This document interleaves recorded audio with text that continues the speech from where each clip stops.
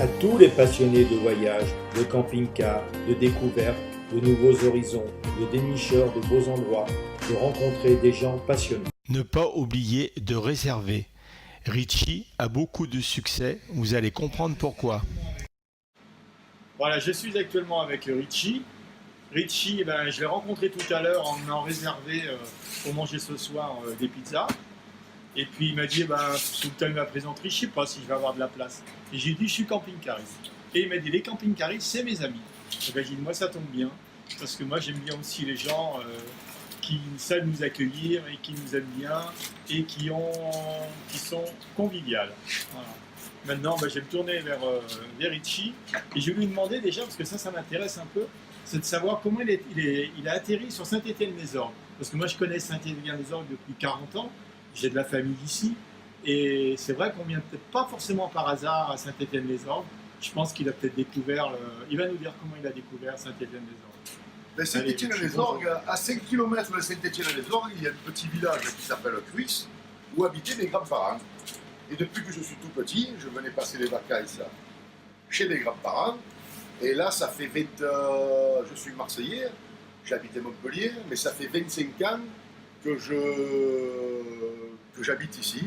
Voilà, j'ai été 20 ans éducateur en mettant un enfant en caractère social. Et puis j'en ai eu assez de faire du social et j'ai monté en tant que... Je suis cuisinier professionnel, cuisinier de métier, diplômé depuis 1980. Et il y avait cette petite affaire à vendre dans mon petit village et je me suis dit, allez, je la reprends. Je sais que je vais faire beaucoup plus d'heures que quand j'étais éducateur. Mais voilà, je vais y refiler un bon coup de neuf. J'ai fait énormément de travaux. J'ai refait tout le magasin, j'ai tout mis aux normes. Et j'ai refait la terrasse. Et voilà, et je prends plaisir à faire des pizzas et des plats emportés pour les gens du pays, pour les gens de passage. Et accueillir sur ma terrasse tous les gens de passage et les gens du pays aussi. Voilà, j'essaie de faire de mon mieux. Et voilà, j'ai une grosse clientèle camping-cariste, comme disait le monsieur qui m'interviewe, et beaucoup de motards, de cyclistes qui s'arrêtent et qui passent, avec qui je sympathise. Il y a des gens, des patrons de Kawasaki, de Château, qui sont venus manger encore à midi, qui sont bien clients chez nous. J'ai beaucoup de motards, beaucoup de cyclistes et beaucoup de camping-caristes qui s'arrêtent chez moi. Après, voilà, moi je reçois les gens en toute simplicité. Je suis quelqu'un de simple, j'essaie de faire du bon, de régaler tous les gens qui passent avec ma paella, avec mes pizzas, qui sont bonnes et qui sont généreuses. Voilà, je travaille des bons produits, de la farine italienne, de la sauce italienne, de la mouti. Je n'ai que des bonnes choses.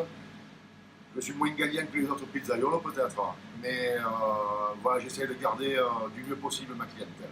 Tu ne cherches pas à faire fortune en 2 ans. Oh non, j'ai 55 ans et je ne ferai plus fortune à mon âge. C'est fini, voilà. Je prends plaisir à faire ce que je fais. J'ai fait une paella pour 60 ce matin. Je la fais sur ma terrasse.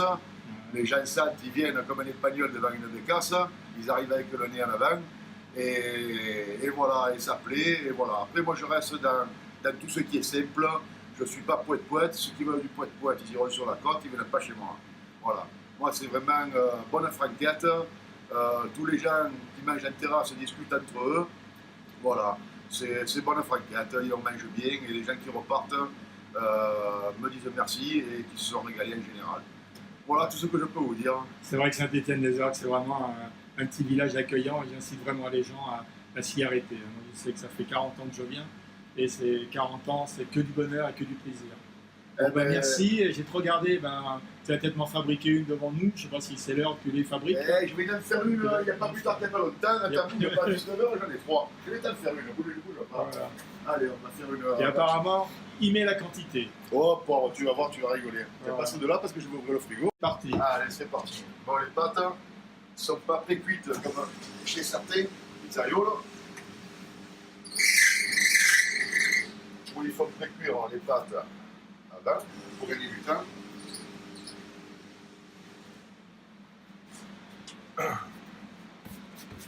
Ici, on façonne avec le laminoir et à la main. Pas de rouleau. On va trop casser le pain.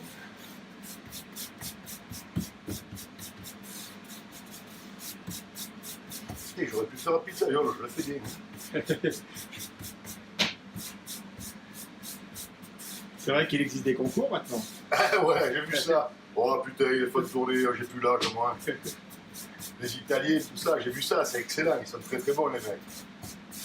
Et aujourd'hui, on sort des pizzas, putain, elles sont épaisses comme ça, ils mettent un tas de trucs dessus. Moi, je ne suis pas là.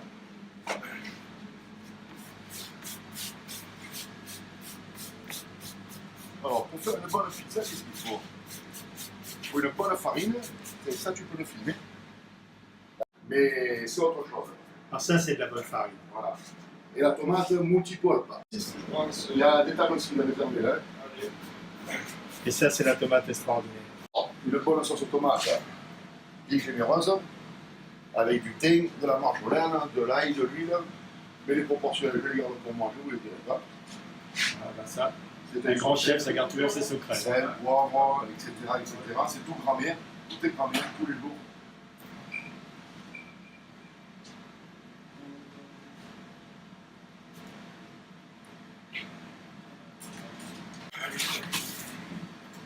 Je m'intéresse, moi. Bah, j'ai commencé dans la recette. Alors, un peu de jambon, pas beaucoup. Un petit peu. Et comment s'appelle cette pizza là? Ça, c'est la royale. C'est la royale. Voilà.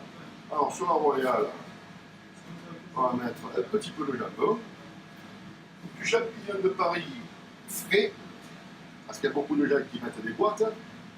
Moi, je mets du champignon de Paris frais que j'escalope, que j'émisse. Voilà. Et toutes mes pizzas sont garnies pareil, que ce soit les gens que je connaisse ou que ce soit des gens de passage, je fais les mêmes pizzas. Après, je fais le pistou, un pesto comme ils disent à la ville, maison, avec de l'huile d'olive, de l'ail et du basilic. Ça passe bien avec les champignons. Un peu de râpé. Alors, Un peu, il y a une bonne quantité déjà. ah oui, non, mais il faut ce qu'il faut. Alors, c'est l'élémental français, je travaille avec des bons produits, je ne prends pas de l'élémental bon marché. Voilà, l'élémental français. 4 zitounes, je sais. Des olives noires. Voilà. Et à la fois, Et c'est parti dans le four. à 400 degrés. Voilà. Alors, comment elle est cette pizza? Oh là là, qu'est-ce qu'elle est extraordinaire. Regardez bien. Qu'est-ce qu'elle est belle. Tu la pèses, elle fait 1 kilo, celle-là. Voilà. Alors, est-ce qu'il a coupé? Oui, il a coupé. Ça croustille. Pâte souple, souple et croustillante. Voilà. Montre bien le dessous. Voilà, de la cuisson. Voilà. On met un petit trépied pour pas que le fromage il colle au couvercle. Et c'est parti. Et c'est parti. Bon, ben, je crois que ce soir, moi, je vais me régaler. Voilà, écoute, tiens la paella ou la pizza, c'est le Ouais. choix. Après, c'est fait maison, tout est fait maison, Ouais. c'est un régal. Allez, eh ben, écoute, merci beaucoup. Il n'y a pas de quoi, merci Et à toi. puis, à très bientôt. Merci à toi. À bientôt. Ben, je peux vous dire qu'on s'est bien régalé.